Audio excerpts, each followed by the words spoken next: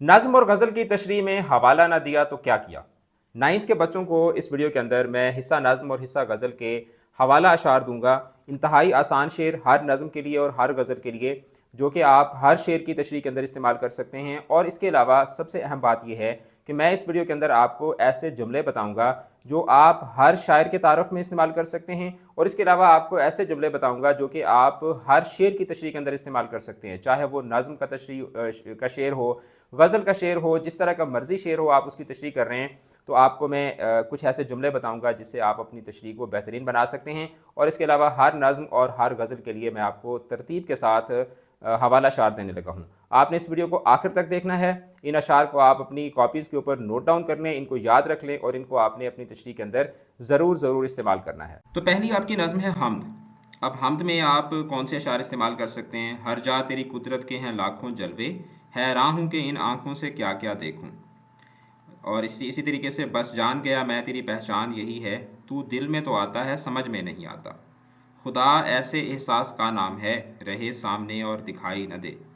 और जग में आकर इधर उधर देखा, तू ही आया नज़र जिधर देखा। तो अब ये देखें, आसान आसान अशार मैंने आपके लिए निकाले हैं जो कि आप हर शेर की तशरीह में आप इनको डाल सकते हैं।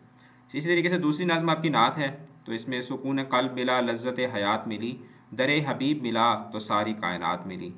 रोशनी सब इन्हीं से पाते हैं जिन दिलों के नगी मोहम्मद हैं सल्लल्लाहु अलैहि वसल्लम। और कुव्वत इश्क से हर पस्त को बाला कर दे, दहर में इसमें मोहम्मद से उजाला कर दे। और की मोहम्मद से वफा तूने तो हम तेरे हैं, ये जहाँ चीज़ है क्या लौह कलम तेरे हैं। और उसके बाद तीसरी नज़्म है आपकी जावेद के नाम। तो अब इसमें आप जो अशार इस्तेमाल कर सकते हैं, खुदी को कर बुलंद इतना कि हर तकदीर से पहले खुदा बंदे से खुद पूछे बता तेरी रज़ा क्या है।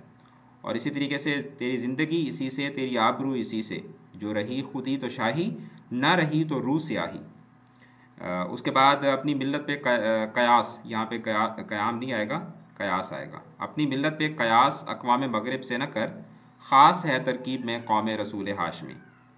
और इसी तरीके से नहीं तेरा नशेमन कसर सुल्तानी के गुंबद पर, तो शाही है बसेरा कर पहाड़ों की चट्टानों पर। तो अब ये देखें कि ये पहला शेर है, ये दूसरा शेर है, ये तीसरा है और ये चौथा शेर है।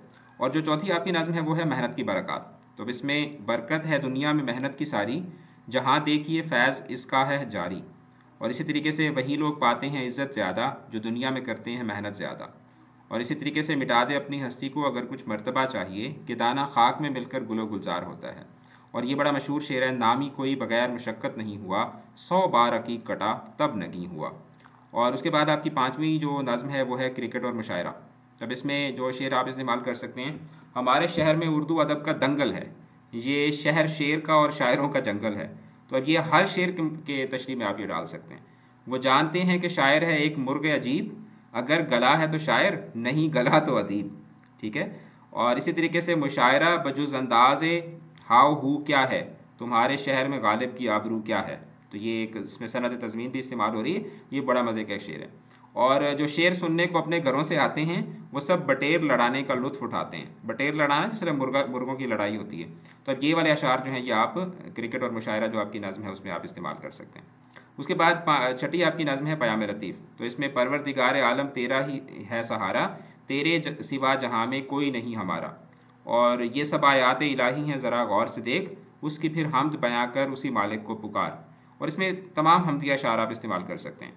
और तू करीम है, तू रहीम है, तेरी ज़ात सबसे अजीम है, नहीं कोई तुझसा है दूसरा, तू खबीर है, तू अलीम है। और तेरी ज़ात सबसे अजीम है, तेरी शान जल्ला जलालहू, तू हर एक से बढ़ के करीम है, तेरी शान जल्ला जलालहू। और उसके बाद हम आते हैं हिस्सा गज़ल की तरफ। तो पहली जो आपकी गज़ल है वो है फ़कीराना आए सदा कर चले। तो इसमें मोहब्बत में नहीं है फ़र्क जीने और मरने का, उसी को देख कर जीते हैं जिस काफिर पे दम निकले। ये आप इस्तेमाल कर सकते हैं। फिर इसी तरीके से गरबाजी इश्क की बाजी है, जो चाहो लगा दो डर कैसा, गर जीत गए तो क्या कहना, हारे भी तो बाजी मात नहीं। और इसी तरीके से आपने ये नुसरत की कवाली भी सुनी होगी, ये नासिर काज़मी का एक शेर है। गर्दशों के हैं मारे हुए ना, दुश्मनों के सताए हुए हैं, जितने भी ज़ख्म हैं मेरे दिल पर दोस्तों के लगाए हुए हैं। तो ये आप जो है वो 3 शेर इस्तेमाल कर सकते हैं, किसी भी शेर की तशरीह में इस्तेमाल कर सकते हैं। अब दूसरी आपकी जो गज़ल है वो है सुन तो सही जहाँ में है तेरा फसाना क्या। तो अब इसमें वो जब मौत की बात कर रहा होता है, मौत का एक दिन मुअय्यन है, नींद क्यों रात भर नहीं आती। اور اسی طریقے سے جب وہ اپنی بات کر رہا ہوتا ہے کہ ہمارے پاس کچھ بھی نہیں ہے، تو وہاں پہ امیروں کو ہے گر امیری پہ ناز، فقیروں کو بھی ہے فقیری پہ ناز۔ اور اسی طریقے سے تمنا درد دل کی ہو تو کر خدمت فقیروں کی، نہیں ملتا یہ گوہر بادشاہوں کے خزینوں میں۔ اور نہ پوچھ ان خرقہ پوشوں کی ارادت ہو تو دیکھ ان کو، ید بیضا لیے بیٹھے ہیں اپنی آستینوں میں۔ تو یہ علامہ اقبال کے شعر ہیں۔